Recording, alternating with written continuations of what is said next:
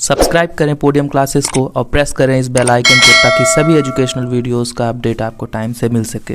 धन्यवाद। नमस्कार साथियों, स्वागत है आप सभी का पोडियम क्लासेस में। मैं हूं पवन केसरवानी और आज हम पढ़ने जा रहे हैं यूपी डीएलएड थर्ड सेमेस्टर के मैथ्स के चैप्टर 7 शेयर तथा लाभांश को। साथियों, आज का चैप्टर बड़ा ही इंटरेस्टिंग होने वाला है। इस वीडियो में हम लोग जानेंगे शेयर के बारे में कि शेयर क्या होता है, लाभांश यानी कि डिविडेंड क्या होता है, और कुछ जानकारियां हम लोग शेयर मार्केट के बारे में भी लेंगे, क्योंकि आज के ज़माने में फाइनेंशियल लिटरेसी जो होती है ना, वो बहुत ज़रूरी है। हर इंसान को पैसे कैसे मैनेज करना है, कैसे नहीं, तो थोड़ा उसके बारे में भी जानेंगे और बाकी शेयर मार्केट के बारे में जानेंगे। जो आजकल लोग, हमेशा पहले के लोग डरते थे ना, भैया शेयर मार्केट से दूर रहो, जुआ है, ये है, वो है।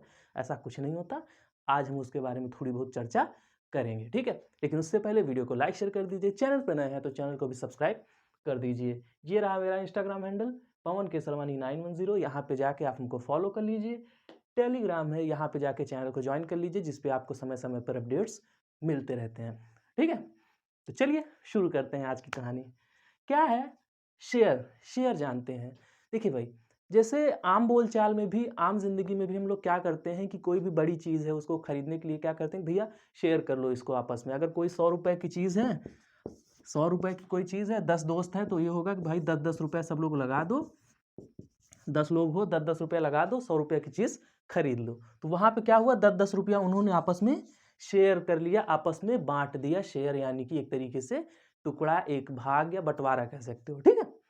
तो वो 100 रुपये वाली चीज़ 10-10 रुपया लगा के आ गई। ठीक उसी तरीके से जब कोई बड़ा ऑर्गेनाइजेशन होता है, बड़ी कंपनी होती है, मान लो कि एक कंपनी है, क्या है, कंपनी है, ठीक है। एक कंपनी है, इसको कुछ पैसों की ज़रूरत है। एक कंपनी है, इसको कुछ पैसों की ज़रूरत है।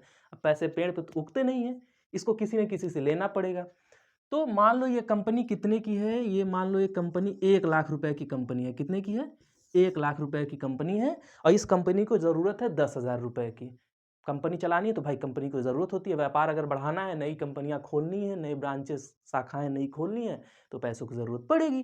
तो ठीक इसी तरीके से इसको भी पड़ी भैया ज़रूरत कि 1 लाख रुपए की कंपनी है, इसको 10,000 रुपये की ज़रूरत पड़ी। कितने रुपए की ज़रूरत पड़ी? 10,000 रुपये की ज़रूरत पड़ी। तो ये कंपनी बोली कि भैया मैं अपने कंपनी का कुछ हिस्सा बेच देती हूँ। क्या करती हूँ? मैं अपने कंपनी का कुछ हिस्सा बेच देती हूँ, जिससे हमें 10,000 रुपये मिल जाएंगे। अगर ये कंपनी 1 लाख रुपए की है और मुझे 10,000 रुपये चाहिए, तो मुझे कितना हिस्सा बेचना पड़ेगा?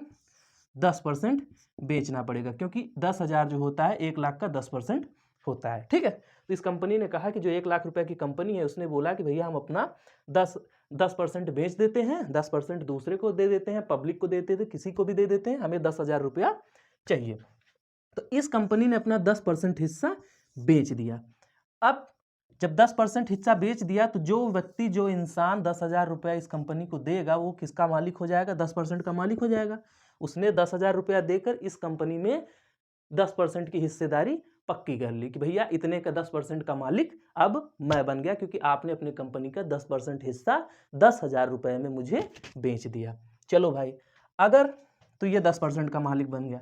अगर एक व्यक्ति के पास 10,000 रुपया ना हुआ, 10 लोगों ने मिलकर 10,000 रुपया दिया है, मतलब 1-1 हज़ार रुपया दिया है, ठीक है। 1-1 हज़ार रुपया 10 लोगों ने मिलकर दिया है, तब 10,000 पूरा हुआ है। तो वो लोग कितने कितने के मालिक हो गए? सब लोग, हर व्यक्ति कितने % का मालिक हो गया? 1-1% का मालिक हो गया, ठीक है। 1-1% का मालिक हो गया। तो जितने भी मालिक हुए, तो ये 10 भाग में जो बट गया 10,000, तो वो क्या हो गया? शेयर हो गया। क्या हो गया? शेयर हो गया। और ये जो 10,000 10 भागों में बटा, यानी कि 1-1 हज़ार रुपये के टुकड़े में बटा, तो उस टुकड़े को क्या बोलते हैं?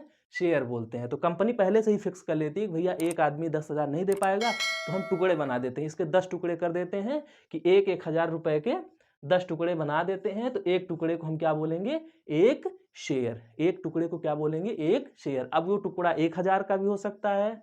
अगर इसी 10,000 को हम 100 भाग में बोल देंगे, मतलब 100 भाग में तोड़ देंगे, यानी कि 100 टुकड़े बना देंगे, तब 100-100 रुपये का एक शेयर हो जाएगा, ठीक है। जितने टुकड़े होंगे उतने ही शेयर होते हैं। तो शेयर मतलब टुकड़ा एक, ठीक है। चलो भाई, तो ये वाला आपका क्लियर हुआ ना कि शेयर क्या होता है? शेयर क्या होता है? किसी भी कंपनी या किसी भी संस्थान, किसी भी चीज में हिस्सेदारी को ही शेयर कहते हैं, ठीक। चलो, तो ये तो हो गया इधर शेयर वाला बात। अब शेयर होल्डर किसे कहते हैं? जो शेयर धारक होता है, भागीदार होता है, वो किसे कहते हैं? वही जो इंसान 10,000 रुपया दिया, 1,00,000 रुपया जब जरूरत उसको थी, 10,000 रुपया कंपनी को जब जरूरत थी, तो जिस इंसान ने 10,000 रुपया दिया और 10,000 रुपया दे के 10% का मालिक बन गया, वो क्या बन गया? उसे क्या बोलेंगे? भागीदार या शेयर होल्डर। वो क्या बन गया? शेयर होल्डर, यानी कि शेयर को धारण करने वाला जो होता है वही क्या होता है? शेयर होल्डर या भागीदार। वो भी भागीदार बन गया भैया, 10,000 दिया और 10% का भागीदार बन गया, ठीक है, 10% का मालिक बन गया। चलो, अब उसके बाद होता है अंकित मूल्य। अंकित मूल्य यानी कि एक्चुअल वैल्यू। एक्चुअल वैल्यू क्या कहते हैं? किसे कहते हैं? जब कंपनी आई, बोली भैया मुझे 10,000 रुपया दो और मेरी कंपनी का 10% हिस्सा का मालिक बनो। जब कंपनी आई, बोली कि भैया मेरी कंपनी में आप हमको 10,000 रुपया दो और मेरी कंपनी के 10% के मालिक बन जाओ। मैं अपने कंपनी का 10% बेच रहा हूँ, मेरा ये 10% लो और मुझे 10,000 रुपया दो। तो ये जो 10,000 रुपया था, ये क्या हो गया? अंकित मूल्य। कौन सा मूल्य हो गया? अंकित मूल्य, ठीक है, अंकित मूल्य या एक्चुअल वैल्यू। कौन सी वैल्यू? एक्चुअल वैल्यू या वास्तविक मूल्य। अंकित मूल्य बोलो, वास्तविक। देखो, इसको 3-4 नाम होते हैं, इसको थोड़ा सा मिटा दें, आपको हम बताते हैं। देखो, जब कंपनी आई, बोली भैया मुझे 10,000 रुपया दो और मेरी कंपनी का 10% लो, तो वो जो 10,000 रुपया है, वो जो 10,000 रुपया है, वो क्या हो गया? अंकित मूल्य हो गया। अंकित मूल्य अंग्रेजी में क्या बोलते हैं? Actual value. अंकित मूल्य कहते हैं या वास्तविक मूल्य भी इसको कहते हैं। क्या कहते हैं? वास्तविक मूल्य, ठीक है। तो इसे क्या बोलते हैं? 10,000 रुपया दो, 10% लो, ये हो गया अंकित मूल्य। उसके बाद आता है बाजारी मूल्य या मार्केट वैल्यू। अब क्या होता है कि आज तो हमने भैया 10,000 रुपया में खरीदा था, अब हम पागल तो थे नहीं कि किसी कंपनी को हम 10,000 में ऐसे किसी को पैसा दे दिए, भैया मालिक बन गया। मिला क्या हमको? कुछ नहीं मिला। तो आज अगर ये कंपनी 10,000 रुपए की है, तो कल जब कंपनी और बड़ी हो जाएगी तो इसी 10,000 की कीमत बढ़ के कितना हो जाएगा? मान लो 12,000 हो गया। इसी की कीमत बढ़ के क्या हो गया? 12,000 हो गया। तो जब 12,000 हो गया, तो ये 12,000 क्या हो गया? ये 12,000 क्या हो गया? बाजार मूल्य हो गया। जैसे जमीनों में आप देखते नहीं कि किसी ने 1,00,000 रुपए की जमीन खरीदी थी, 10 साल बाद पता चला वो जमीन 50 लाख की हो गई। तो खरीदा तो उसने 10 लाख, 1,00,000 पे था ना, तो अंकित मूल्य तो उसका 1,00,000 हो गया। लेकिन आज के समय में उसका बाजार मूल्य, वहां से मेन रोड निकल गई, सड़क निकल गई, उस जमीन की कीमत 50 लाख हो गई। तो वो क्या हो गया? जो 50 लाख हुआ वो क्या हो गया? बाजार मूल्य हुआ। लेकिन उसका मूल्य या वास्तविक मूल्य या अंकित मूल्य क्या था?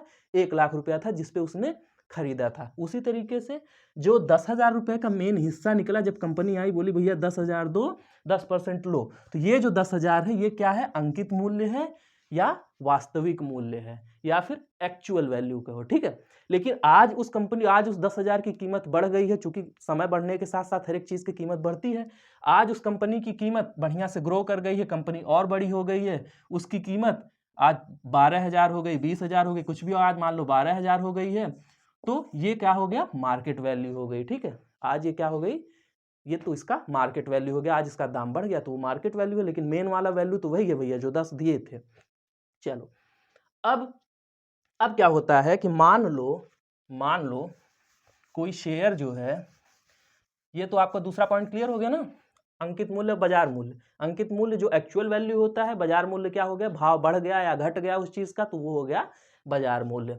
अब आते हैं अगला, अधिमूल्य या फिर प्रीमियम। ये क्या होता है? देखो भैया, मान लो कि आज 10,000 रुपए या फिर 100 रुपए का एक शेयर था। शेयर मतलब हिस्सेदारी, ठीक है। अगर कोई कंपनी 1% शेयर अपना 100 रुपये में दे रही है, 1%, आधा परसेंट, 0.0001%, कुछ भी परसेंट हो, कुछ भी नहीं, मतलब एक टुकड़ा अगर 100 रुपए का है, मान लो कि एक शेयर किसी कंपनी का, एक शेयर 100 रुपया का है, 100 रुपया हमने खरीदा था, या फिर उसका एक्चुअल वैल्यू जब वो आई थी तो 100 रुपया में हमको एक शेयर दी थी।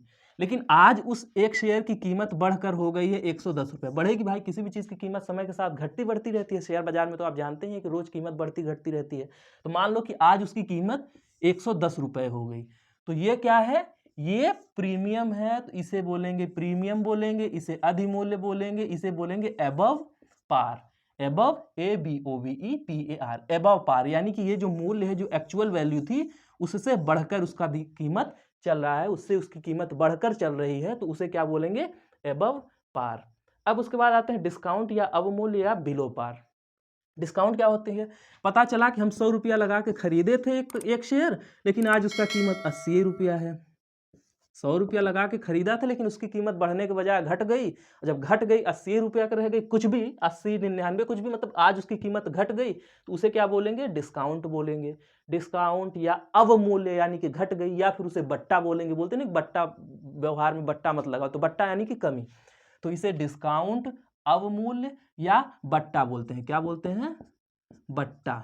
ठीक है, बट्टा बोलते हैं। अंग्रेजी में क्या बोलते हैं? बिलो पार, यानी कि जो जिस रेट पे हमने शेयर को खरीदा था उससे हमारा दाम कम हो गया, हमको घाटा लग गया है। 100 रुपया का खरीदा था, लेकिन आज उसकी कीमत कितनी रह गई? 80 रुपया रह गई। तो वो क्या होता है? डिस्काउंट कहते हैं, अवमूल्य कहते हैं, या फिर बट्टा कहते हैं, और अंग्रेजी में बिलो पार कहते हैं। उसके बाद होता क्या है भैया? एक होता है सम मूल्य। सम मूल्य, पता चला हमने 100 रुपया की कंपनी खरीदी थी और आज भी उसकी कीमत 100 रुपया ही है, ना घटी है कीमत ना बढ़ी है। तो जब वो उतने पर ही है, जब उसकी कीमत ना घटी है ना बढ़ी है, तो उसे क्या बोलते हैं? सम मूल्य। सम मूल्य, सम मूल्य, और अंग्रेजी में बोलते हैं एट पार। ठीक है, सम मूल्य मतलब उसका मूल्य क्या है? समान है, ना घटा है और ना ही बढ़ा है। चलो भाई, अब उसके बाद आते हैं अगला 7वां पॉइंट हमारा क्या है? 7वां पॉइंट हमारा है लाभांश यानी कि डिविडेंड। चलो डिविडेंड को भी समझते हैं। डिविडेंड क्या होता है? देखो भाई, अब आप कंपनी के मालिक बन गए हैं। आपने 10,000 दे के, आपने 10,000 दिया और कंपनी का 10% का मालिक बने आप। अब कंपनी कोई भी काम करती है, किसके लिए काम करती है? फायदे के लिए काम करती है। कोई भी कंपनी काम किस लिए करेगी भाई? कुछ ना कुछ तो फायदा कमाएगी ना, कुछ ना कुछ तो वो लाभ प्रॉफिट कमाएगी ना। तो वही चीज, तो मान लो कि वो कंपनी 100 रुपया प्रॉफिट कमाई। क्या कमाई? 100 रुपया प्रॉफिट कमाई, या 120 रुपया प्रॉफिट कमाई। मान लो कि वो कंपनी एक साल में 120 रुपया प्रॉफिट कमाई। अब अगर उस कंपनी ने 120 रुपया प्रॉफिट कमाया, तो ये जो महाराज हैं जिन्होंने ये 10,000 दे के 10% लिया था, ये भी तो मालिक हैं। कहेंगे भैया जब कमा रहे हो तो हमें भी दो, हम भी मालिक हैं 10% के। तो मान लो तो इस कंपनी ने 120 रुपया साल भर में कमाया, तो कंपनी ने क्या किया कि 20 रुपया निकाल दिया कि जो भी खर्च पानी आता है, मशीन खराब हुई, कुछ भी चीज़ों की जो भी मेंटेनेंस में चार्ज आया, किसी की सैलरी हुई, कुछ भी जो भी हुआ, ये सब का अपना निकाल के 100 रुपया उसका शुद्ध मुनाफा बचा। शुद्ध मुनाफा मतलब कि 100 रुपया बच गया। अब उसका कोई काम नहीं, हमने सारा खर्चा भी निकाल दिया। सब खर्चा निकालने के बाद मेरे पास, कंपनी के पास 100 रुपया बचा। कितना बचा? 100 रुपया बचा। अब इस 100 रुपए को, चूंकि 10% का हिस्सेदार ये भी है, चूंकि 10% का हिस्सेदार ये भी है, तो ये भी अपना लाभ लेगा। 100 रुपया का लाभ हुआ, तो 100 रुपया के लाभ में इसका भी ये 10% का हिस्सा है। तो 100 रुपया में 10 रुपया इसे भी मिलेगा। ये जो 10% का मालिक है, इसको भी 10 रुपया मिलेगा। भैया आपने 10% लगाया है, तो 100 रुपया फायदा हुआ, तो 100 रुपया का 10% आपको भी मिलेगा। 90% किसी और के पास है, तो 90 रुपया कोई और लेगा। जो जो जितने परसेंट का मालिक है, सब में बांट देते हैं। कोई अगर 5% का मालिक है, तो लो भैया तुम 5 रुपया। कोई 4% का मालिक है, तुम 4 रुपया लो। कोई 20% का मालिक है, तो 20 रुपया लो। जो जितने परसेंट का मालिक है, यही 100 रुपया सब में बट जाता है। कद्दू कटेगा तो सब में बटेगा। ठीक है, तो ये फायदा सब में बांट लिया जाता है। तो यही जो बटा, यही जो लाभ का अंश मिला, जितना भी अंश है, भैया आप 10% के मालिक थे, तो आपको 10% के हिस्सा मिला। तो वही जो लाभ का अंश है, जो लाभ सब में बटा, उसी को बोलते हैं लाभांश या डिविडेंड। ठीक है, तो वो साल भर में मिलता है। जितना भी कंपनी का फायदा होता है, वो सब में बांट दिया जाता है। भैया जो जितने परसेंट का हिस्सेदार है, जो जितने परसेंट का मालिक है, आप 0.001% के भी मालिक होंगे, तो आपको इतना लाभ मिलेगा। ठीक है, कोई 10% का मालिक है, तो 10% लाभ ले जाओ। कोई 50% का मालिक है, तो जितना भी फायदा हुआ है, उसमें से 50% आपका हुआ। जो जितना पैसा लगाया रहेगा, उसको उतना लाभांश मिलेगा। घाटा हुआ तो सबका होगा, फायदा हुआ तो सबका फायदा होगा। सिंपल सी बात है भैया, मालिक हो आप, मालिक को घाटा फायदा दोनों मिलता है। चलो, अब उसके बाद आता है अगला टर्म है ऋण पत्र, जिसे अंग्रेजी में बोलते हैं डिवेंचर्स। डिवेंचर्स क्या होते हैं ये समझो, ये बड़ा इंटरेस्टिंग चीज है। अब होता क्या है भैया, जैसे कोई कंपनी है, अब बोले कि भाई हम क्यों बेचें, जरूरी है कि बेचकर ही, भैया घर की जमीन हो तो बेचकर ही पैसे कमाओ। जरूरी है कि हमने इतनी बड़ी कंपनी खोली है, तो हम बेचकर ही पैसा कमाएं। हमको पैसा चाहिए तो हम कंपनी में बेच दे, बेचते बेचते तो एक दिन पूरा कंपनी बेच देंगे। ठीक, तो जब बेचना नहीं चाहता है कंपनी वाला या फिर कंपनी मालिक, या कंपनी जब बेचनी नहीं चाहती अपने किसी भाग को, तो वो क्या करती है, ऋण पत्र को निकालती है। क्या करती है, लोगों के पास जाती है, और बोलती है कि भैया ये हमने एक ठो आपको कागज़ दे दिया, एक ऋण पत्र दे दिया, उस पर हम लिख रहे हैं कि आप हमें 1000 रुपया दो, हम आपको इस पर 5%, 10%, 10%, 12, 15, 10, 20 जितना भी परसेंट अपना फिक्स कर देते हैं कि आप हमें 1000 रुपया दो कर्जा के रूप में, और उस पर हम आपको 5% ब्याज साल भर का देंगे। ठीक है, जब आपको हम 1000 रुपया वापस करेंगे, 1 साल के लिए हमें पैसा आप दे दीजिए 1000 रुपया, हम जब आपको पैसा वापस करेंगे तो 5% ब्याज के साथ वापस करेंगे। 5% ब्याज कितना होता है? 50 रुपया होता है। ठीक है, यानी कि जब हम 1 साल बाद आपको ये पैसा वापस करेंगे तो 1000 रुपया तो आपका मूलधन और प्लस 50 रुपया आपको इस पैसे पर ब्याज के सहित आपको 1 साल बाद वापस कर देंगे। ठीक है, इस पे हम मालिक तो नहीं बना रहे, लेकिन आप हमको इतना कर्जा दीजिए बीजे ही, हम आपको 5% ब्याज के साथ पैसा 1 साल बाद लौटा देंगे। तो वो क्या होता है? ऋण पत्र होता है। ठीक है, अब कोई ऐसे मुंहजबानी तो होता नहीं, कोई कंपनी है, कोई गांव का थोड़े ना भैया हाँ इतना ले लेना, हमको इतना दे देना। जब कंपनियां ऐसा करती हैं तो वो लोग क्या इशू करती हैं? ऋण पत्र। ठीक है, तो वो जब ऋण पत्र इशू करती है, मतलब कागज होता है, उस पर लिख देती हैं भैया हम आपको 1000 रुपया आपसे ले रहे हैं, आपको इतने % बाद, उस पर सब लिखा होता है, इतने % पे 1 साल बाद हम आपको पैसा वापस कर देंगे। ठीक है, तो वो चीज़ होता है, तो वही जो कागज होता है वही ऋण पत्र होता है। चलो भाई, अब इसके बाद आते हैं ये दलाल। दलाल या ब्रोकर कौन होते हैं? देखो भाई, जो भी शेयर का लेन देन होता है, जो भी शेयर बिकेगा, ये खरीदा जाएगा, वो शेयर मार्केट में चलता है। वो कहाँ से पैसा उठाते हैं? पब्लिक से। अगर किसी कंपनी को पब्लिक से पैसा उठाना होता, पब्लिक यानी कि आम जनता से पैसा उठाना होता है, तो कहाँ से उठाएगी? अब ऐसे अब आपके पास टाटा जी, वो रतन टाटा जी थोड़े ना आ रहे हैं भैया हमको पैसा दे दो, हमको पैसा दे दो, 10 रुपया दे दो शेयर के लिए, ऐसा तो होता नहीं। वो सीधे स्टॉक मार्केट में है, उनके जो भी स्टॉक मार्केट में जो भी उनका शेयर है आप उसको खरीद लीजिए, यही तो करते हैं ना वो लोग।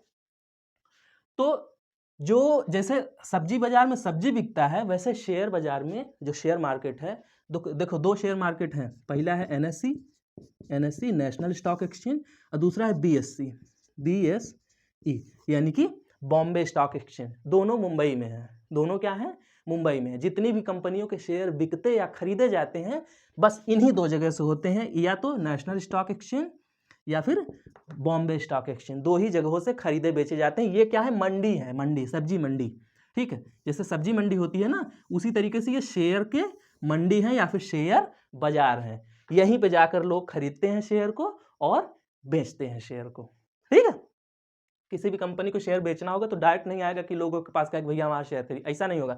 वो बाजार में जाएगा, और बाजार में जाके जैसे दुकान रखते हैं वैसे वो भी बोलेगा भैया हम अपना इतना शेयर बेच रहे हैं, जिसको खरीदना हो खरीद लो। ठीक, तो जिसको इच्छा होती है वो खरीदता है।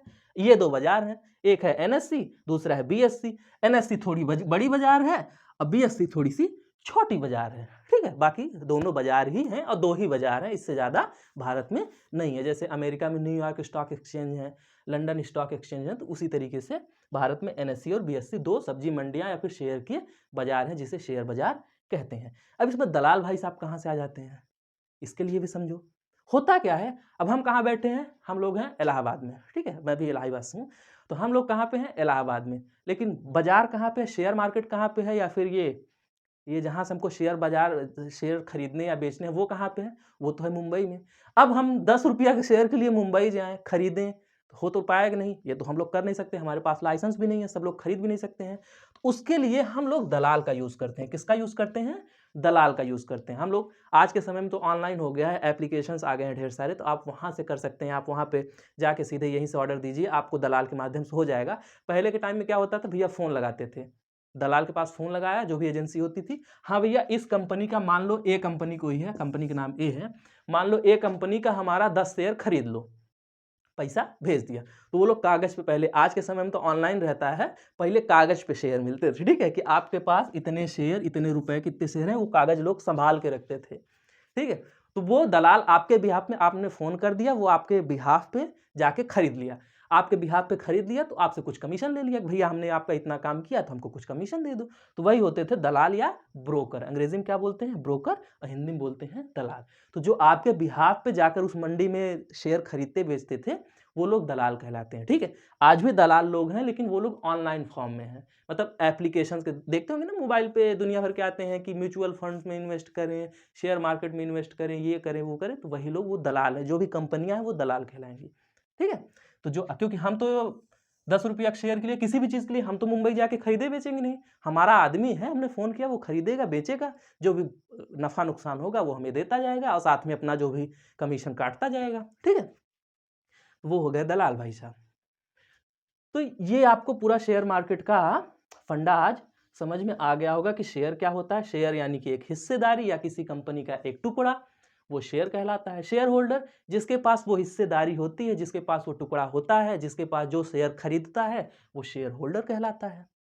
अंकित मूल्य, जिस मूल्य पर शेयर को निकाला जाता है पहली बार, जैसे कंपनियां ही बोली 10,000 रुपया लेंगे 10% देंगे, तो वो क्या हो गया अंकित मूल्य। जिस मूल्य पर कंपनी आती है, लिस्ट करती है भैया हम इतने मूल्य पर आ रहे हैं, वो हो गया अंकित मूल्य। बाजारी मूल्य क्या हो गया, अब आपने तो कह दिया भैया हम 100 रुपया लेंगे, आपने तो कह दिया कि भैया हम 100 रुपया लेंगे, एक इतने शेयर का, एक शेयर का मान लो 100 रुपया लेंगे, लेकिन वो तो पता चलेगा ना बाजार में जब जाओगे तब भाव पता चलेगा ना कि 100 रुपया में कोई लेने के लिए तैयार भी है कि नहीं।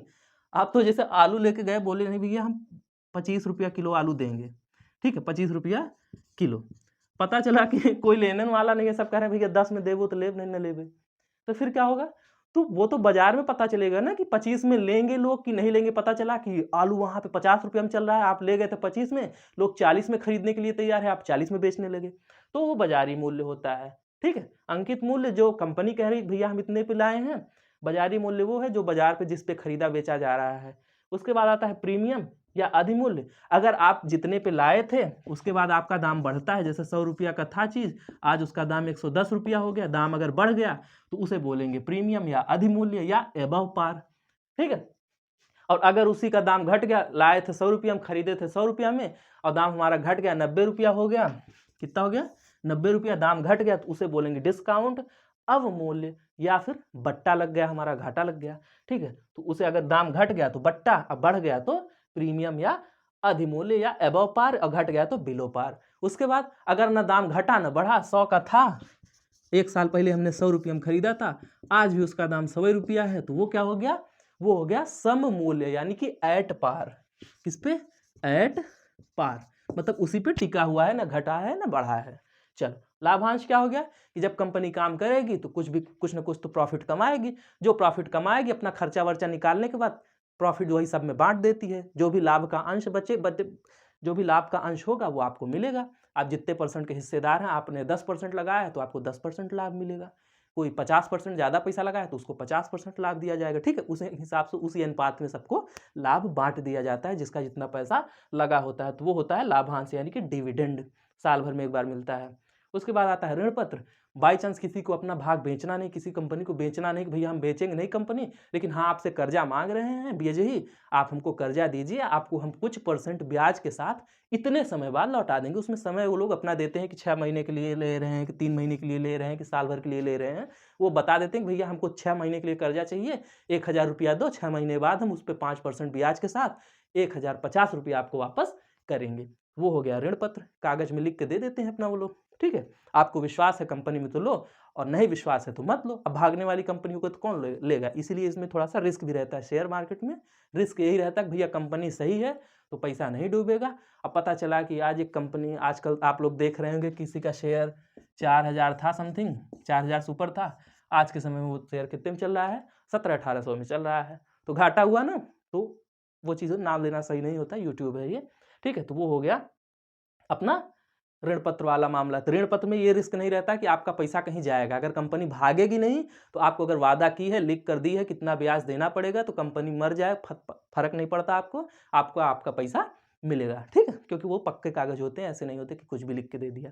फिर होते हैं दलाल भाई साहब आते हैं। दलाल भाई साहब कौन होते हैं, जो हमारे बिहाफ पे जाकर शेयर खरीदते और बेचते हैं, ठीक है। हमने फ़ोन कर दिया कि जाके भाई खरीद लो, उनका काम ही होता है, वो वहाँ फिक्स वहीं बैठे रहते हैं। पहले बैठे रहते थे, आजकल तो ऑनलाइन हो गया, अब नहीं, पहले बैठे रहते, तो वो हो गए दलाल भाई साहब, जो हमारे बिहाफ पे जाकर शेयर को खरीदते और बेचते हैं। देखिए ये इतनी भी जो भी मैंने राम कहानी बताई, इतना ज़रूरी क्यों था, मैंने सोचा कि थोड़ा सा एक आपको ना शेयर मार्केट का थोड़ा सा पर्क दिया जाए, मतलब थोड़ा सा चखा दिया जाए मजा कि शेयर मार्केट होता क्या है, ठीक है। इसी वजह से इतना थोड़ा राम कहानी बताया, वरना एक एक लाइन का था तो बता के क्वेश्चंस करा देते, ठीक है। चलो अब आते हैं क्वेश्चंस पर ही आ रहे हैं, क्वेश्चंस ही करेंगे अब।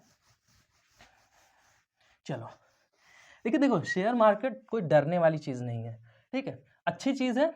लेकिन एक ही चीज़ से बच कर रहना भैया, कर्जा लेकर शेयर मार्केट में पैसा मत लगाना। याद रखना, शेयर मार्केट में पैसा लगाओ, खूब धूमधाम से लगाओ, एकदम सुरक्षित जगह है, कोई पैसा कहीं नहीं जाएगा। लेकिन कर्जा लेके मत लगाना कि हम अपना किसी से 10,000 रुपया कर्जा ले लिए, आज हम शेयर मार्केट में लगा दिए और सोच रहे हैं भैया हम लगा के कमा लेंगे 10,000 रुपये, उसको लौटा देंगे। कभी नहीं होगा, डूब जाओगे। ठीक, वो तो जब पैसा बचता रहे, कुछ भी आपके पास बच रहा है, एक्स्ट्रा में है, वो सेविंग वाली मनी जो भी एक्स्ट्रा बच रही है, सब अपना खर्च वर्च निकालने के बाद, अपना सेविंग पर्सनल करने के बाद, कि कुछ भी मेडिकल एक्सपेंसेज या कुछ भी हो सकता है, वो सब हटाने के बाद जो एक्स्ट्रा पैसा बच रहा हो ना, उसी को शेयर मार्केट में लगाओ। ठीक है, ज़्यादा शेयर मार्केट के चक्कर में उतना भी मत पड़ो कि पूरा पैसा लगा के बैठ जाओ, पता चला डूब गया तो पिटोगे घर पे। ठीक, इस चीज़ का ध्यान रखना। बाकी शेयर मार्केट सीधी सी बात है भैया, 100 रुपया हम खरीदा आज, अगर दाम 110 रुपया हो गया, बेच दो तड़ से, 100 रुपया फायदा मिल गया। जो भी अपना दलाली काटेगा वो अपना 2-4 रुपये काट लेगा। ठीक है,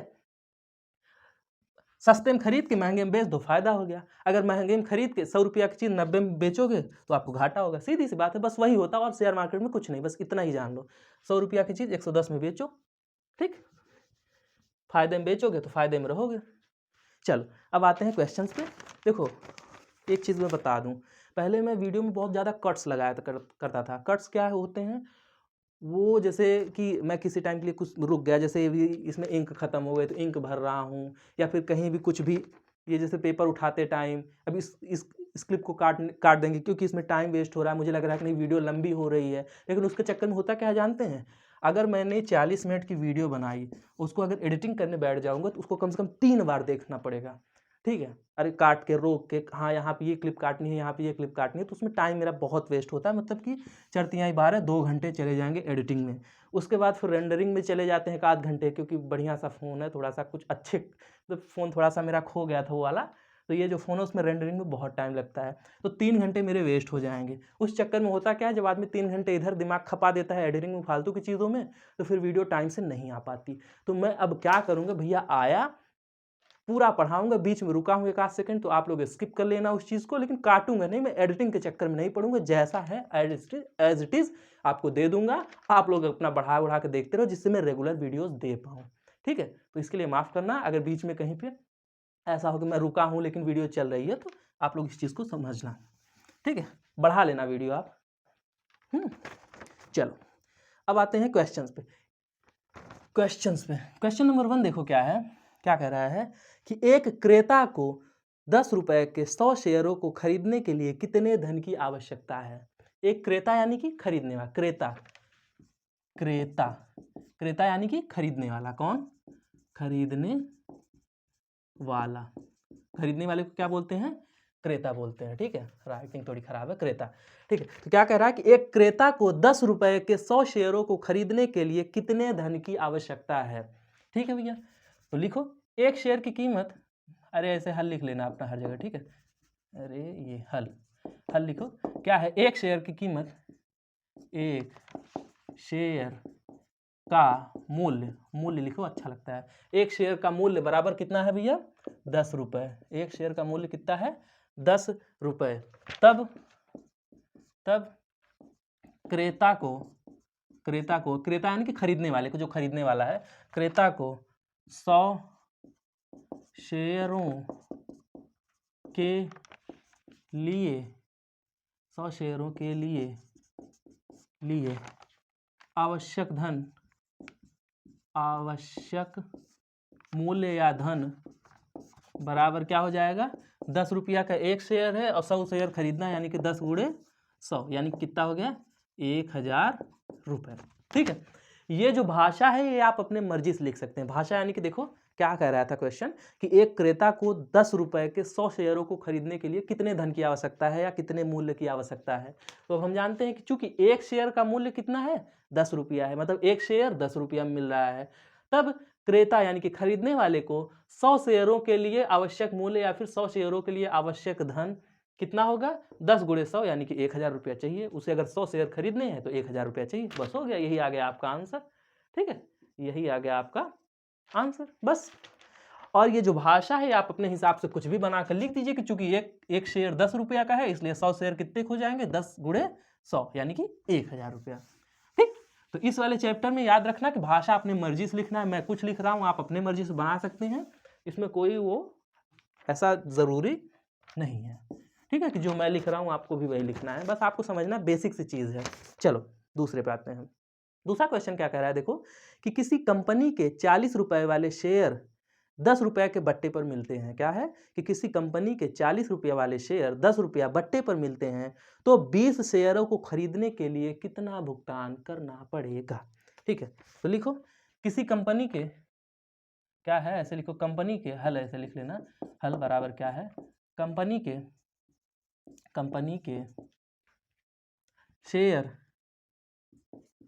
शेयर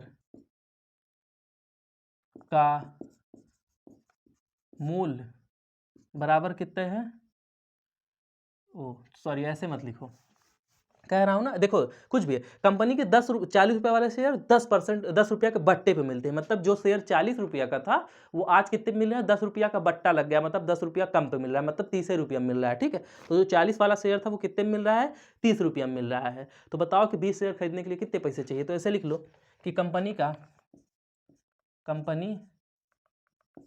के एक शेयर का मूल्य बराबर 40 रुपए।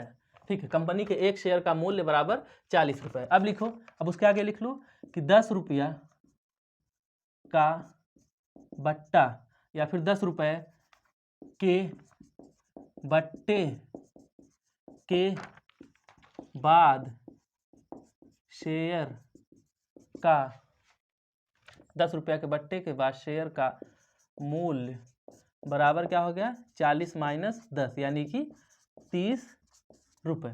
ठीक है, देखो कंपनी के एक शेयर का मूल्य कितना था, 40 रुपया था, लेकिन कह रहा है कि किसी कंपनी के 40 रुपया मूल्य वाले शेयर 10 रुपया के बट्टे पर मिलते हैं। किस पे मिलते हैं, 10 रुपया के बट्टे पे मिलते हैं। तो हमने लिख लिया कि कंपनी के एक शेयर का मूल्य कितना था, 40, और 10 रुपया के बट्टे के बाद शेयर का मूल्य कितना हो गया, 40 माइनस 10 यानी कि 30 रुपया। बट्टा यानी कि कमी, मैंने बताया ना, डिस्काउंट, अवमूल्य, बिलो पार या बट्टा कुछ भी कहो। ठीक है, तो अब कितना मूल्य हो गया, 30 रुपया हो गया।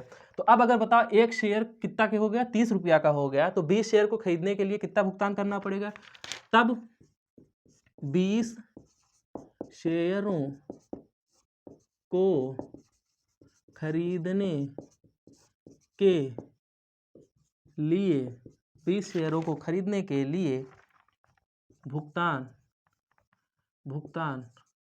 आवश्यक भुगतान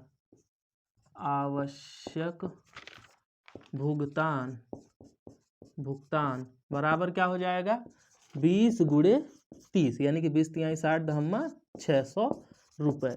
समझ में आया, सिंपल सा था। इसमें देखो ये भाषा मैं कुछ भी लिखूं, आप कुछ भी लिखो, अपने मन से लिखो, कोई दिक्कत नहीं है, सिंपल सा है। समझो कि कंपनी के एक शेयर क्या कह रहा था, देखो कि कंपनी के एक शेयर 40 रुपया वाला है, ठीक है, लेकिन वो 10 रुपया के बट्टा पर मिल रहा है।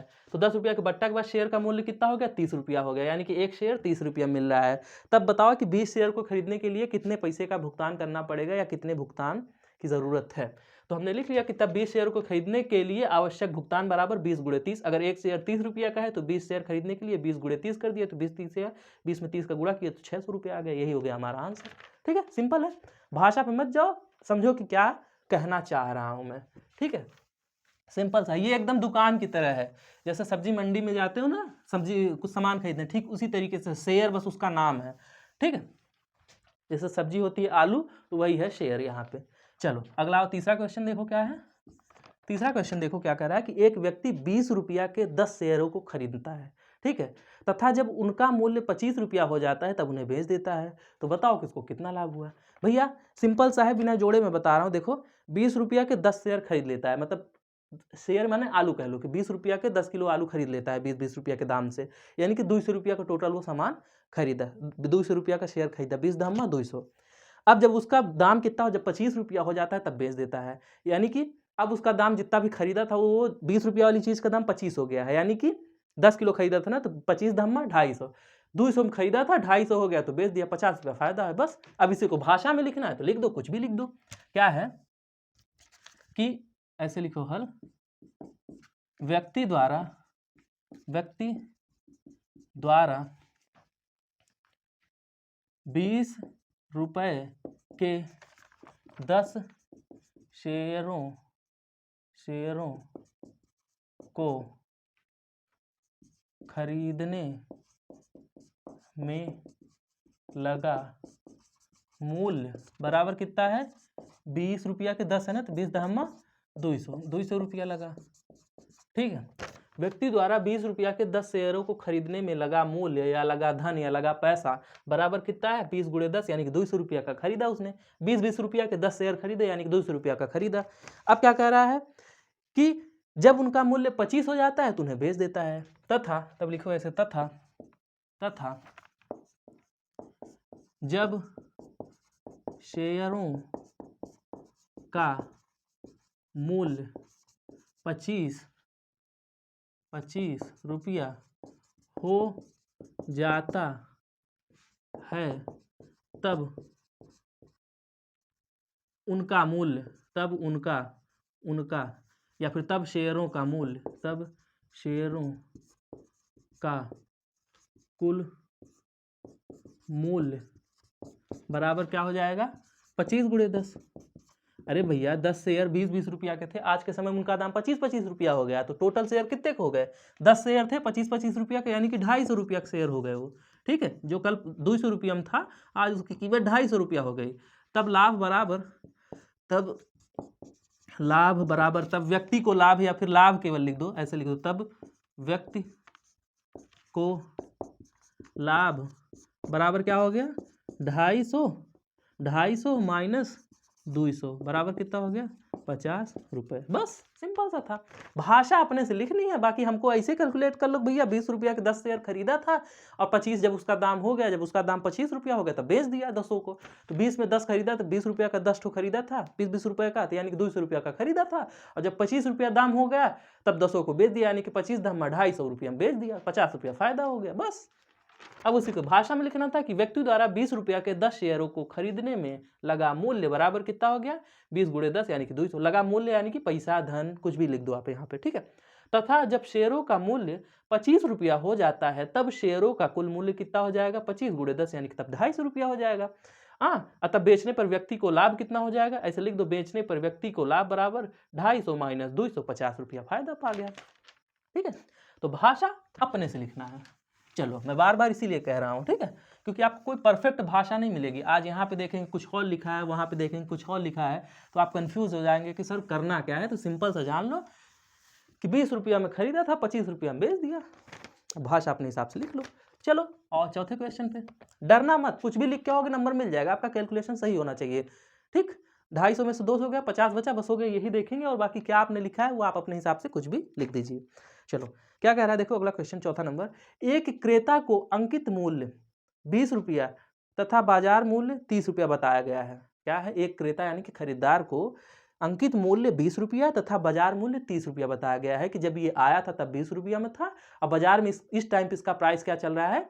30 रुपया चल रहा है। तब क्वेश्चन नंबर 1 देखो, क्वेश्चन नंबर 4 का पहला पार्ट क्या कह रहा है? तब 15 शेयरों को खरीदने के लिए कितना मूल्य देना पड़ेगा? कह रहा है, देखो क्वेश्चन में क्या कह रहा है, एक खरीदार जाता है तो उसको बोला जाता है भैया ये जो शेयर जो है वो 20 रुपया का आया था, यानी कि इस शेयर का अंकित मूल्य 20 रुपया है तथा लेकिन इसका बाजार मूल्य आज के समय में इसका मार्केट वैल्यू कितना है? 30 रुपया के बराबर है। ठीक है, तब क्वेश्चन में कहता है कि तब 15 शेयरों को खरीदने के लिए कितना पैसा चाहिए? तो अब लिखो, चूंकि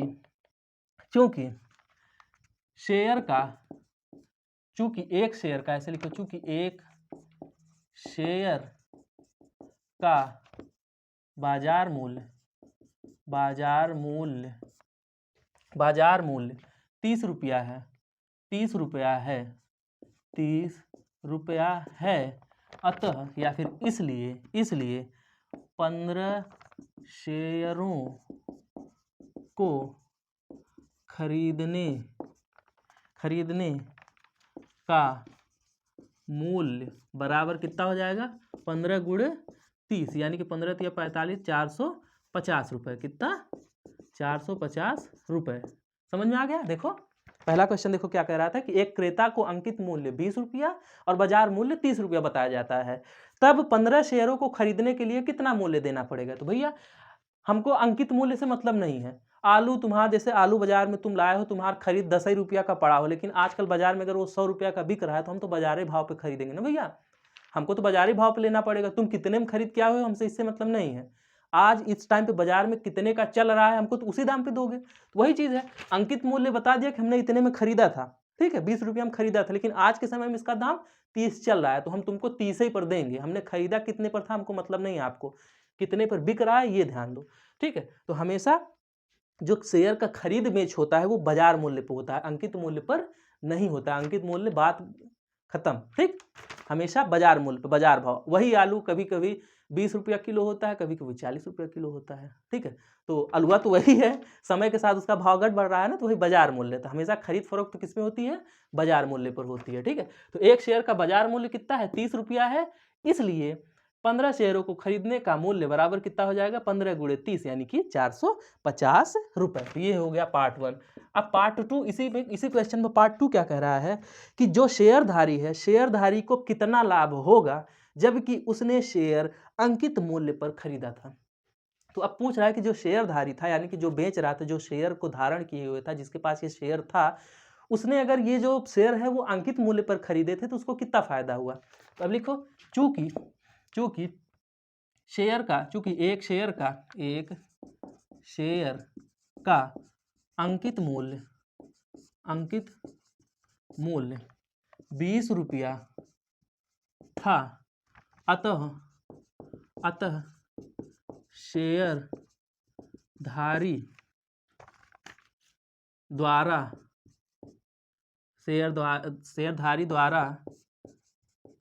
अतः शेयरधारी द्वारा लगाया गया मूल्य या फिर खरीदा गया मूल्य या फिर शेयरधारी द्वारा खरीदते समय अदा किया गया मूल्य, ये भाषा आप अपने हिसाब से लिख लेना, मैं बार बार कह रहा हूँ कि अतः शेयरधारी द्वारा लगाया गया मूल्य कितना था, 20 गुणे 15। वो जब 15 शेयर खरीदा था तो कितने में खरीदा था, 20 रुपया में, यानी कि उससे कितने में खरीदा, 15 दूना 300 रुपया दे के खरीदा था, ठीक है। देखो, चूंकि एक शेयर का अंकित मूल्य 20 रुपया था, अतः शेयरधारी द्वारा लगाया गया मूल्य कितना था, या फिर शेयरधारी द्वारा खर्च किया गया मूल्य या फिर शेयरधारी द्वारा अंकित मूल्य पर लगाया गया मूल्य बराबर कितना हो जाएगा, 20 गुणे 15 यानी कि 300 रुपया में खरीदा था शेयर वाले ने, ठीक है। तब लाभ बराबर, तब शेयरधारी का लाभ बराबर क्या हो जाएगा, कितने में है, 450 में बेचा और 300 रुपया में खरीदा था, यानी कि 150 रुपया फायदा, 150 रुपये, ठीक। समझ में आया। भाषा मत समझो, केवल क्वेश्चन को समझ लेना, अपने मन में बैठा लेना, उसी हिसाब से भाषा को लिख देना। क्या चीज़ था कि एक शेयर था, एक क्रेता था, एक क्रेता यानी खरीदार था, उसको अंकित मूल्य 20 रुपया बताया गया तथा बाजार मूल्य 30 रुपया बताया गया, ठीक है।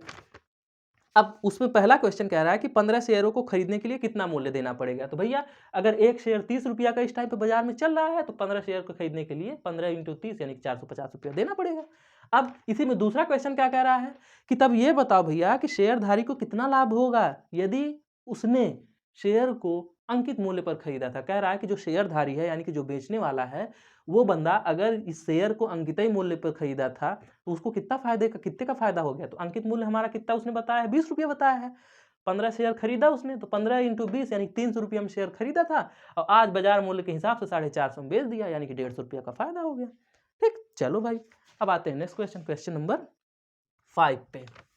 ठीक है, चलो आते हैं क्वेश्चन नंबर 5 पे और वीडियो को लाइक शेयर कर दिया करो भाई। ठीक है, मैं अभी समझाने के चक्कर में ज़्यादा बोल नहीं पाता हूँ वीडियो को लाइक शेयर के लिए लेकिन कर दिया करो, वीडियो को लाइक करो, शेयर करो, कमेंट करो। अगर नहीं समझ में आ रहा है, कहीं मुझसे कोई मिस्टेक हो रही है, जैसे पिछली वाली वीडियो में, हाँ देखो 27 तारीख 81 की जगह पर मैंने गलती से 27 तारीख 51 बोल दिया था, तो उस चीज़ का थोड़ा ध्यान देना, उसको थोड़ा सा करेक्शन है, I am sorry for that. ठीक है, तो उसको ध्यान देना आप। चलो आओ 5वें क्वेश्चन पे। 5वां क्वेश्चन देखो क्या कह रहा है कि एक व्यक्ति 10 रुपया वाले शेयरों में 500 रुपया की पूंजी लगाता है तथा जब उसका मूल्य 13 रुपया हो जाता है तो उन्हें बेच देता है, तो बताइए कि उसे कितना लाभ हुआ। क्या कह रहा है कि एक व्यक्ति है वो 10 रुपया वाले शेयरों में 500 रुपया की पूंजी लगाता है, मतलब एक शेयर 10 रुपया का था उस पर वो जाके 500 रुपया लगा देता है, यानी कि टोटल कितने शेयर खरीदा होगा तब, 50 शेयर खरीदा होगा।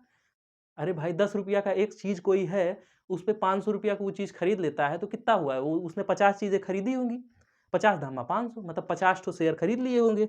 अब कह रहा है कि जब उसका मूल्य 13 रुपया हो जाता है तो उन्हें बेच देता है, यानी कि जो 10 रुपया वाली चीज़ थी आज के समय में जब वो 13 रुपया हो जाती है तब उसको ले जाता है, बेच देता है। तो बताओ कि कितना फायदा हुआ।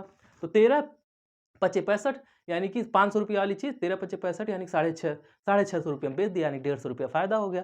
उसी को लिख देते हैं बोर्ड पे। चलो आप लिखते हैं, क्या लिखेंगे कि चूंकि व्यक्ति द्वारा 10 रुपया वाले शेयरों में 500 रुपये पूंजी लगाया जाता है ना, कि लिखो चूंकि एक शेयर का मूल्य बराबर 10 रुपया, इसलिए 500 रुपये में खरीदे गए शेयरों की संख्या बराबर कितना हो जाएगा। 10 रुपया का एक शेयर है तो 500 रुपये में कितने शेयर मिलेंगे, 500 बटे 10 यानी कि 50 शेयर मिलेंगे। 500 बटे 10 यानी कि 50 शेयर मिलेंगे। सिंपल सी बात है, एक शेयर 10 रुपया का मिल रहा है और उसने टोटल 500 रुपया के शेयर खरीदे हैं, तो कितने शेयर खरीदे होंगे उसने, 50 शेयर खरीदे होंगे। ठीक है, तो 500 रुपया में खरीदे गए शेयरों की संख्या कितनी हो जाएगी, 500 बटे 10 यानी कि 50 शेयर।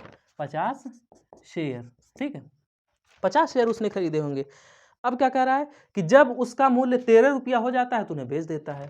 तथा, ऐसे लिखो, तथा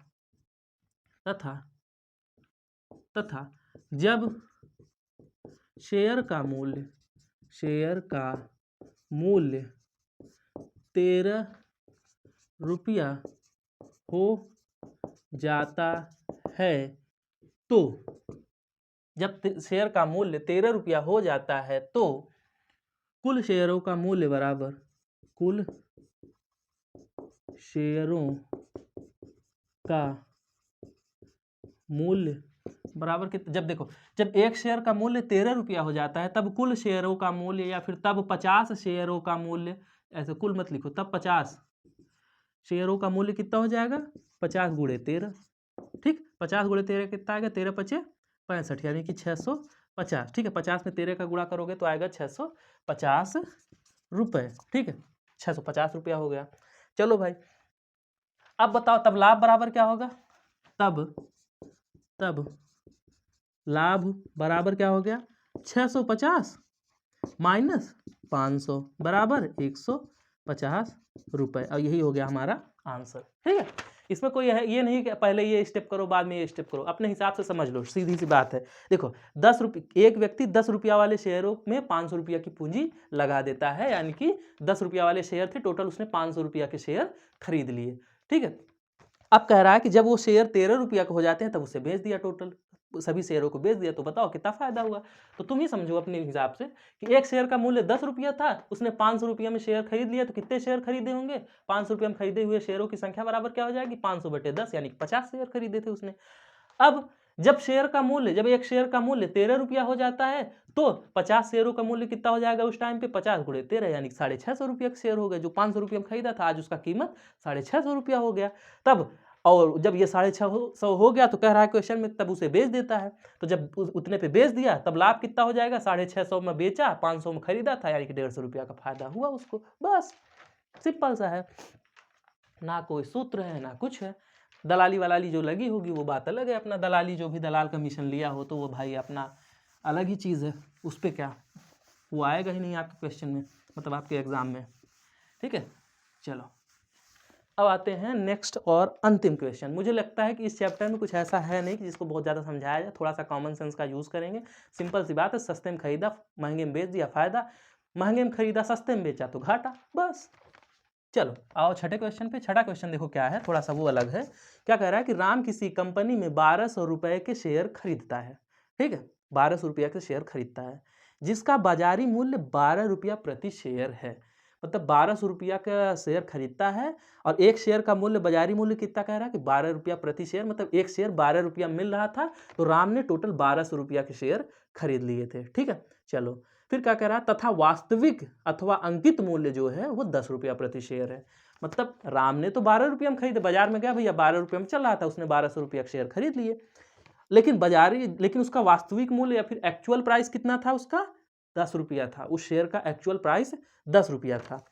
अब क्या कह रहा है कि यदि कंपनी जो है वो 5% का डिविडेंड देती है, क्या देती है, 5% का डिविडेंड यानी कि लाभांश, मैंने बताया डिविडेंड यानी कि 5% का लाभांश देती है, तो राम के वार्षिक डिविडेंड की गणना कीजिए। मतलब बताइए कि राम जो है वो साल भर में कितना डिविडेंड पाता होगा। चलो भाई देखते हैं क्या है। पहली बात तो समझ लो कि देख लो कि राम कितना शेयर खरीदा है, ठीक है। तो राम किसी कंपनी में 1200 रुपया के शेयर खरीदता है, तो ऐसे लिखो कि चूंकि एक शेयर का बाजार मूल्य बराबर कितना है, 12 रुपए। क्योंकि एक शेयर का बाजार मूल्य बराबर 12 रुपये, अतः राम द्वारा 1200 रुपये में खरीदे गए शेयरों की संख्या, शेयर या फिर शेयरों की संख्या कितनी हो जाएगी भैया, 1200 बटे 12 यानी कि 1200 बार जाएगा ना, यानी कि 100 शेयर राम ने खरीदे, 100 शेयर, ठीक है। देखो एक शेयर का बाजार मूल्य 12 रुपया था और राम ने टोटल 1200 रुपया के शेयर खरीदे हैं, यानी कि टोटल कितने शेयर खरीदे राम ने, 12 रुपया का एक शेयर, तो 1200 रुपया खरीदा है टोटल, यानी कि 100 शेयर राम ने खरीदे थे, ठीक है। चलो अब क्या कह रहा है कि यदि कंपनी जो है 5% का डिविडेंड देती है, तो बताओ कि राम कितना डिविडेंड साल भर में पाता होगा, यानी कि राम की वार्षिक डिविडेंड ज्ञात कीजिए। तो चलो भाई अब एक चीज जान लो, डिविडेंड जो होता है वो हमेशा अंकित मूल्य पर दिया जाता है, वो बाजार मूल्य पर नहीं दिया जाता, ये याद रखना। इसमें आप इस क्वेश्चन में जो अंकित मूल्य दिया है ना कि बाजार मूल्य 12 रुपया तथा वास्तविक अथवा अंकित मूल्य 10 रुपया है, तो उसका डिविडेंड बताइए। तो इसमें अंकित मूल्य बताने का मकसद यही था इस क्वेश्चन में, क्योंकि अंकित मूल्य नहीं बताएगा तो हम उसका डिविडेंड नहीं निकाल पाएंगे। देखो भैया, तुम बाजार में आलू कुछ भी बिक रही हो, उससे मतलब नहीं है, बाजार में शेयर का भाव ऊपर चल रहा है नीचे चल रहा है, वो कुछ भी हो, उससे मतलब नहीं है। कंपनियां तो अपना काम कर रही है ना। जो कंपनी है, मान लो कि कोई बल्ब बनाने वाली कंपनी है, वो तो बल्ब बना रही है, बेच रही है, फायदा उसका अलग हो रहा है। वो जो कर्जा लिया, शेयर का दाम घटे बढ़े, उससे मतलब उसको नहीं है। मेन बिजनेस उसका क्या चल रहा है, बल्ब का बिजनेस है, तो बल्ब का बिजनेस चल रहा है, उस पर घाटा फायदा हो रहा है, ठीक है। बाकी अपना शेयर घटता रहे, शेयर तो रोज घट बढ़ रहा है, लेकिन बल्ब का दाम रोज घटता बढ़ता है। आप मंजन खरीदने जाते हैं, जो 10 रुपया वाला मंजन है वो 10 ही रुपया का मिल रहा है, शेयर उसका रोज ऊपर नीचे होता होगा, आज 5 रुपया चढ़ा तो कल 5 रुपया गिर गया, लेकिन उसका दाम तो 10 रुपया आ रहा है ना, मुद्दत हो गया। तो वही चीज है, बिजनेसवा तो हो ही रहा है। तो इसलिए जो लाभांश मिलेगा वो बिजनेस पे मिलता है, वो अंकित मूल्य पर मिलता है, वो एक्चुअल प्राइस पर मिलता है। ऐसा नहीं है कि कल भाव बढ़ा था तो ज्यादा मिल गया, आज भाव घटा है तो कम मिल गया, ऐसा नहीं है। जो आपको डिविडेंड मिलेगा, जो आपको लाभांश मिलेगा, वो किस पे मिलेगा, अंकित मूल्य पर मिलेगा, जो एक्चुअल प्राइस होती है उस पर आपको लाभांश मिलता है। बाकी आपका शेयर घटता बढ़ता रहे, दिन भर में 5 बार बेचो, 5 बार खरीदो, डजंट मैटर, ठीक है। तो लिखो चूंकि, ऐसे लिखो चूंकि क्या है, एक शेयर का, चूंकि एक शेयर का अंकित मूल्य बराबर 10 रुपया या फिर 10 रुपया है, तब राम द्वारा खरीदे गए शेयरों का वास्तविक मूल्य बराबर क्या हो जाएगा, 100 गुणे 10 यानी कि 1000 रुपये, ठीक है। समझ में आया। देखो कुछ भी कहानी हुई है, चूंकि हमको लाभांश जो है वो उस पे मिलता है, चूंकि हमको लाभांश अंकित मूल्य पर मिलता है, इसलिए हमको ये जो राम ने खरीदा है उसका अंकित मूल्य या फिर टोटल एक्चुअल वैल्यू हमको जाननी पड़ेगी। तो हम जानते हैं कि चूंकि एक शेयर का अंकित मूल्य 10 रुपया है, इसलिए राम द्वारा खरीदे गए शेयरों का वास्तविक मूल्य कितना हो जाएगा, 100 × 10 यानी कि 1000। देखो राम ने कितने शेयर खरीदे थे, 12 रुपया के हिसाब से, 1200 रुपया का 12 रुपया के हिसाब से 100 शेयर खरीदा था। वो तो 1200 रुपया दे के 100 शेयर खरीदा था, लेकिन अगर उसका एक्चुअल वैल्यू देखें, वो तो बाजार मूल्य पर खरीदा था, लेकिन अगर उसका एक्चुअल वैल्यू देखें तो एक्चुअल वैल्यू कितनी थी उसकी, 10 रुपया का हिसाब से अंकित मूल्य था, यानी कि एक्चुअल वैल्यू उसकी कितनी थी 100 शेयर की, 100 × 10 यानी कि 1000। 1000 रुपया वाली चीज को उसने 1200 पे खरीदा था, क्योंकि उस टाइम पे 1200 रुपया दाम चल रहा था। अब हमको लाभांश ज्ञात करना है, तो हम जानते हैं कि लाभांश हमेशा किस पे मिलता है भैया, लाभांश हमेशा अंकित मूल्य पर मिलता है, एक्चुअल वैल्यू पर मिलता है, बाजार वैल्यू पर नहीं मिलता। ठीक है, तो तब लाभांश बराबर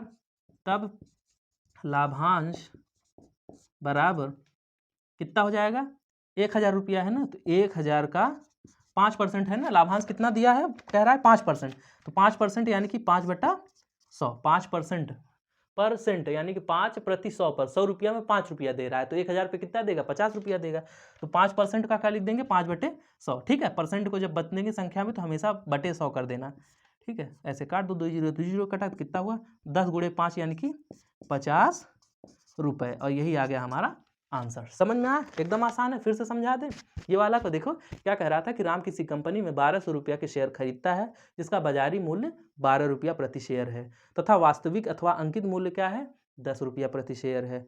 यदि कंपनी 5% का डिविडेंड देती है, तो बताइए कि राम की वार्षिक डिविडेंड क्या है, या फिर राम की वार्षिक डिविडेंड ज्ञात करिए। तो भैया हम जानते हैं कि चूंकि एक शेयर का बाजार मूल्य 12 रुपया है, इसलिए या फिर अतः राम द्वारा 1200 रुपया में खरीदे गए शेयरों की संख्या कितनी हो गई, 1200/12 यानी कि 100 शेयर। राम ने 100 शेयर खरीदे। अब हमको डिविडेंड ज्ञात करना है, तो हम जानते हैं कि डिविडेंड हमेशा अंकित मूल्य पर मिलता है, तो हम ज्ञात कर लेते हैं कि भैया राम ने जो खरीदा उसका अगर अंकित मूल्य के हिसाब से निकाले 100 शेयरों का दाम, तो वो कितना एक्चुअल वैल्यू पर मिलता है हमको लाभांश, तो हम इसका एक्चुअल वैल्यू निकालते हैं। तो जब एक्चुअल वैल्यू क्या होता है, अंकित मूल्य से ज्ञात करते हैं। तब राम द्वारा खरीदे गए शेयरों का वास्तविक मूल्य बराबर कितना है, 100 शेयर खरीदा था, तो 100 गुणे एक्चुअल वैल्यू 10 रुपया थी, मतलब अंकित मूल्य, तो 10, 100 गुणे 10 यानी कि 1000 रुपया की चीज को उसने 1200 में खरीदा था, तो 1000 आ गया। अब तब लाभांश बराबर क्या हो जाएगा, कह रहा है कि 5% मिलता है, तो 1000 का 5% निकाल दो, तो 1000 गुणे 5/100, 5% था तो 5/100, 10% होता तो 10/100, 8% होता तो 8/100, जितना परसेंट रहे उतने बटे 100। ठीक है, तो इतना कर दिया, तो 1000 गुणे 5/100 बराबर 50 रुपए। ठीक है, तो ये आ गया उसका राम का लाभांश। ठीक है, तो आशा करता हूं कि आप लोग को समझ में आ चुका होगा क्या है ये पूरी कहानी। नहीं समझ में आया तो आप लोग कमेंट करिए, कमेंट सेक्शन के माध्यम से आप हमसे अपने क्वेश्चंस को, अपने डाउट्स को पूछिए। लेकिन हाँ, एक किताब है उसमें क्या है, थोड़ा सा पता नहीं कहाँ से परसेंटेज वाला ये वाला आ गया, इतना परसेंटेज, तो बहुत ज़्यादा माथा पच्ची है, तो आप उसमें मत पढ़ना कि ये परसेंटेज वाला बता दीजिए सर, वो नहीं आता है। मैंने तो इतने सालों का क्वेश्चन पेपर एनालाइज किया, तो उसमें तो नहीं मिला मुझे, और खैर उसको करने से कोई मतलब भी नहीं, मुझे नहीं लगता कि वैसा आएगा। ठीक है, तो उस पर ध्यान देना, ये जितना पढ़ा दिया हूँ बस इसी टाइप के क्वेश्चंस आते हैं और ज़्यादा कुछ आएंगे नहीं, तो बस उतना ही पढ़ो जितना आपके लिए ज़रूरी है, क्योंकि मैथ्स में वैसे ही बहुत ज़्यादा बैक लगती है। ठीक है, लेकिन इस बार मत लगवाना भाई, क्योंकि 3rd सेमेस्टर इस बार लगवाओगे तो साल भर पीछे हो जाओगे, तो नुकसान होगा आपका। चलो खैर, आज की वीडियो यहीं समाप्त करते हैं। ये है हमारा इंस्टाग्राम पवन केसरवानी 910, जाके फॉलो कर लो। ये है टेलीग्राम, जाके चैनल को ज्वाइन कर लो। बाकी जो भी आपके डाउट्स हैं कमेंट सेक्शन के द्वारा आपके खुले हैं।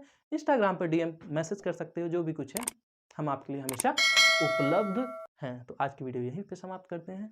जय हिंद।